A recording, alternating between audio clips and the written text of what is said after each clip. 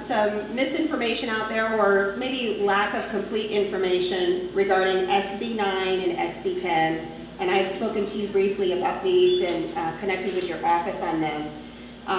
There's other people out there that are saying SB9 and SB10 is going to take away single-family home ownership.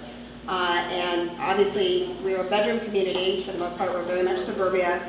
Everybody wants to retain their single-family homes and not have, you know, 4-plexes or 12-plexes, you know, being built on the empty lot next to us.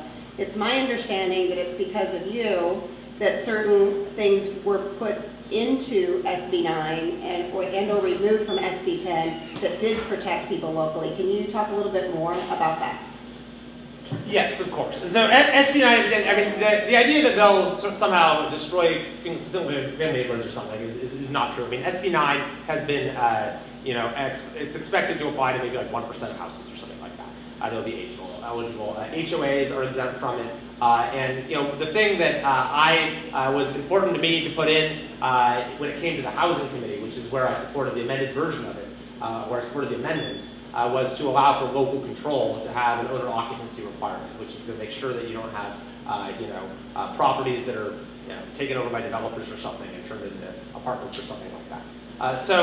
You know, these are, it's a bill that's going to have a modest impact. I do think there are legitimate objections to it, and some of those, you know, these housing bills can be a little bit challenging because on the one hand, you're dealing with individual property rights, on the other hand, you're dealing with, you know, the ability of local communities to kind of create their own character, which is vitally important as well. So I am absolutely committed to giving localities the tools they need to preserve the character of their neighborhoods.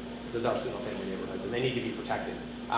But you know, the thing that I've said when this bill came to the Housing Committee is that, you know, this is the only way that anyone at the Capitol is willing to do anything about housing when it's not really the problem. The problem is that we have, you know, it costs a ton of money to get a house even off the ground in California. It's $150,000 before you even break ground. You know, there's the permitting process can take forever. I mean, you can get a project off the ground in other states for thousands of dollars and in weeks, that in California takes, you know, millions of dollars and years. And then there's CEQA, which is just this massively abused law, the California Environmental Quality Act, that is basically used, for example, by unions to shake you know, down the developer for a project labor agreement or something like that, which raises the cost of housing even more. The legislature isn't going to do anything about that. And Gavin Newsom came into office and said, we're going to do a Marshall Plan for housing. That's actually what he said. Marshall Plan for housing. And he promises something like 500,000 new units a year. He has gotten 1/5 of that. He's delivered 1/5 of what he promised. Meanwhile, the median price of a home is now over $750,000 in California. It's gone up 20% in just the last year, you know, which I guess is good news for some homeowners maybe, but for someone who, let's say, is trying to, you know, start your career here, a young person just graduating from college, I mean, you can get a pretty good job, make good money, you know, do everything right, work hard, and you're not going to be able to afford a down payment until what, you're in your 40s or something like that? And that's why some people are leaving California. You know, we hear about the big companies leaving. People say it's, you know, wealthy people are leaving because of the high taxes. Actually, most people who are leaving California are working class families, middle class families.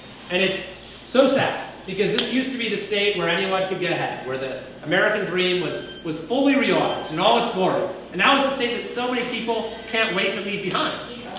And it's just incredible with everything California has to offer. I mean, you know, it's a little hot here, but you know, good weather, and just the natural beauty and our incredible people and culture. I mean, you have to try really hard to mess California up and to make people want to leave, right? Yet Gavin Newsom and our political class have managed to do it. And so this is our chance to fix our broken state government and make this the state. We'll welcome some of our friends back, the ones who left. But those of us in the room, we're staying and fighting, and that's the important thing.